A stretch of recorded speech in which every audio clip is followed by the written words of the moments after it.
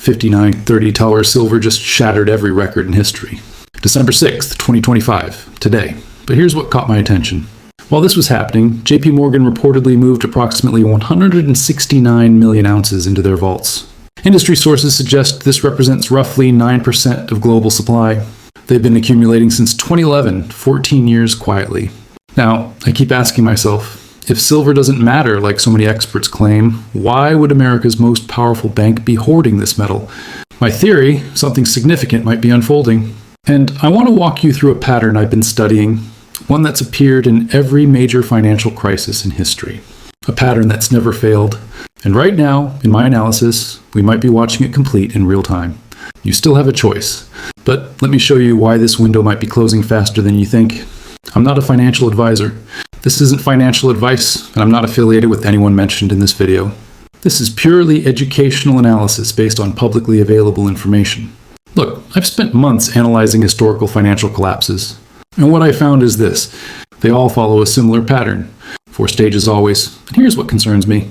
Silver appears to be in stage 4 right now. Let me break down my thinking. Stage 1 is what I call the setup. Authorities create what looks like stability. Prices get suppressed. The market floods with paper promises. Everything seems fine. Everyone trusts the system. For silver, this started after what happened to the Hunt brothers back in 1980. Regulators got nervous about volatility, so they built something massive. A paper market that some analysts estimate is around 50 times larger than the physical market. Here's what really strikes me about this. According to published COMEX data, open interest sits at approximately 244% of vaulted silver. Think about that for a second. That means, and this is just basic math, if even half the paper holders demand actual delivery, the system could face serious stress. Stage 2 is about expansion. The gap between paper promises and physical reality expands. Debt printing, promises stacked on promises, but prices still suppressed. In my view, we've been living in stage 2 since 2008. Reports indicate global central banks printed over 30 trillion. The US alone reportedly added around 8 trillion to its balance sheet. But silver didn't explode then. Why? My take on this. Every time physical demand increased, major banks reportedly flooded the market with paper contracts, short positions, derivatives. According to market data, prices stayed pinned below $30 for nearly a decade. Meanwhile, something interesting was happening with industrial demand. Solar panels need silver coating for conductivity. Electric vehicles require roughly 3 times more silver than traditional cars. 5G infrastructure, AI data centers, medical devices. Industry reports now suggest silver demand from industry represents approximately 59% of total consumption, up from around 40% just 10 years ago. And here's the part that concerns me most. Silver mine production hasn't kept pace. Data from mining reports show supply has declined roughly 7% since 2016. Analysts point to what they call a structural deficit. More silver consumed than mined for around 7 consecutive years. So where's the difference coming from? Above ground stockpiles, vaults, reserves, they're being drained. India's silver imports reportedly hit record highs. China has been purchasing consistently, but paper prices stayed suppressed until recently. Now, this is where it gets really interesting to me. According to various market reports, since around April 2011, JPMorgan has accumulated what some analysts estimate at 675 million ounces of physical silver. If these estimates are accurate, that could represent roughly 45% of the world's above-ground supply in 1,000 bars. Let me put that in perspective. That's reportedly more than the Hunt brothers held at their peak, more than what Berkshire Hathaway ever held, more than entire nations. Why would they do this? Here's my understanding of what happened. Back in 2010, JPMorgan reportedly settled manipulation charges for around $200 million. When they acquired Bear Stearns in 2008, they inherited significant short positions. For years, they were apparently on the wrong side of the trade. So what did they do? According to market observers, they flipped, covered their shorts, went long, massively long. Recent COMEX data suggests they're now sitting on approximately 169 million ounces in COMEX vaults alone, which could represent around 40% of total COMEX inventories. In my view, the gap between paper and physical has never been wider. Stage 3 is what I call the break. Something fails. Could be technical, could be political. Suddenly, everyone wants the real thing, the physical asset, not the paper promise. And there isn't enough. And here's what makes me nervous. I think we're watching stage 3 unfold right now. Let me show you what I mean. November 28th, 2025, the CME group, the exchange handling derivatives, reportedly went down due to what they described as a server cooling issue. Reports indicate the outage lasted over 10 hours. During that outage, according to trading data, silver spiked to approximately $56.72 per ounce, an all-time high at that moment. When systems came back online, market observers noted bid-ask spreads were over $1. Now, I'm not a professional trader, but that looks like chaos. That's what illiquidity looks like. That's what happens when a paper market faces stress. Then, just days later, something caught my attention. According to COMEX filings, JPMorgan reclassified around 13.4 million ounces from registered to eligible status. Let me explain why this matters. Registered silver is available for delivery against futures contracts. Eligible silver is just stored there. It's not available for delivery. Think about the timing. JPMorgan reportedly pulled roughly 9% of deliverable silver off the table during peak physical demand. That tells me something. October 2025, market reports showed silver lease rates hit approximately 30% annualized. That means people were apparently so desperate for physical silver, they'd pay around 30% interest just to borrow it. That's not normal. That's what a squeeze forming looks like. December 6th, 2025. Today, silver hits 59.30s. Reports suggest this is approximately a 98% gain year to date, the strongest annual performance since 1980. Stage 4 is what I call eruption. Price explodes, shorts get crushed. Institutions positioned early win big, everyone else scrambling. This is where I believe we are right now. And this is where history becomes crucial. Let me tell you about Texas, 1979. Two billionaire brothers, Nelson and William Hunt.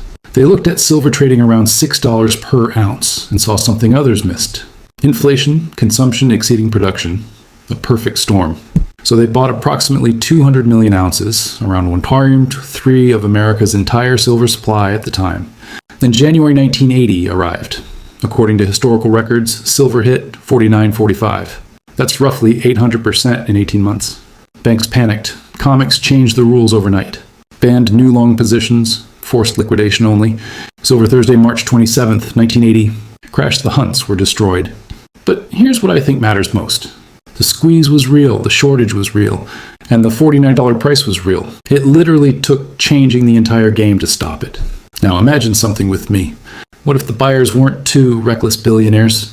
What if it was the bank that helps make the rules? That might be what's happening right now. 2008 taught us a similar lesson. Paper mortgage securities collapsed when everyone wanted real assets simultaneously. Historical data shows gold was trading around $720 per ounce in October 2008. By September 2011, it reportedly hit 1923, approximately 167% surge. Why? In my view, when paper promises fail, money flows to physical reality. Gold, silver, real assets. And here's what concerns me about 2008. The central banks didn't fix the underlying problem. They just made it bigger. Reports suggest they printed around $16 trillion globally. They bought their own debt, suppressed interest rates to zero, expanded paper markets even further, which brings us to today. Silver is consolidating just below 60. But let's talk about what could happen if it breaks through. According to reports, JPMorgan's earlier projections suggested around $38 by late 2025. We're already roughly $21 above that. Citibank analysts reportedly called for $36 to $39. Those targets have been exceeded. Some independent analysts, like Lawrence Leopard, have mentioned targets of $75 to $90 by end of 2026. But those are conservative numbers. Those assume the paper market holds together. What if it doesn't? Remember the Hunt brothers? Silver hit around $49 in 1980. When you adjust for inflation, that's approximately $170 in today's dollars. We're currently at 59. But consider this. The supply deficit appears worse now. Industrial demand is higher now. And the paper market is exponentially larger now. Historically, silver has tracked gold at a ratio of around 15 to 1. Recent market data shows it's currently closer to 72.1. When that corrects, and historically it always does eventually, some analysts suggest we could be looking at $280 per ounce based purely on ratio reversion. I'm not saying that's guaranteed. We don't need conspiracy theories. We just need what economists call mean reversion. And mean reversion tends to happen eventually. What happens when holders of paper silver contracts demand physical delivery? What happens when they realize there might not be enough metal to cover all the claims?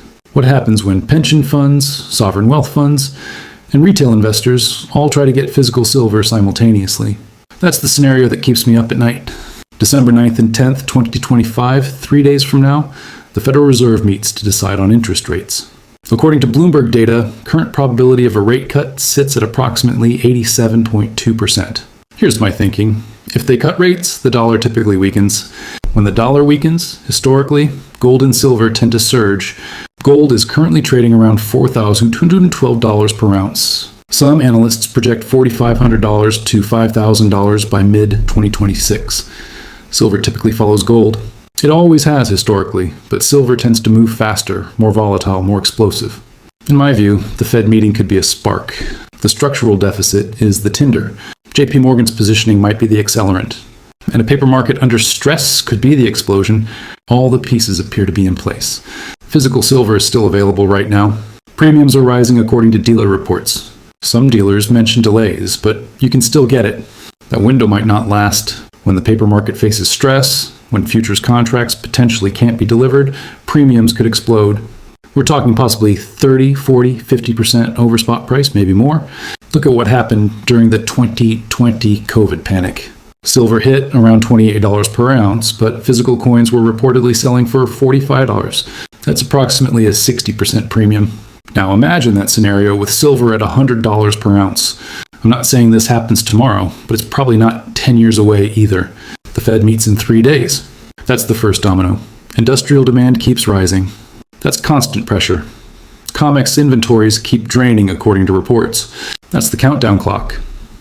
When registered silver at COMEX drops below 50 million ounces, and it's reportedly at 113 million right now, the system could face serious stress. At current drain rates, 6 to 12 months, maybe possibly sooner if there's a rush.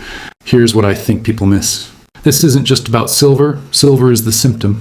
The dollar is the underlying issue. Since 1971, when Nixon closed the gold window, the dollar has been pure fiat, backed by confidence and economic strength, but not physical assets.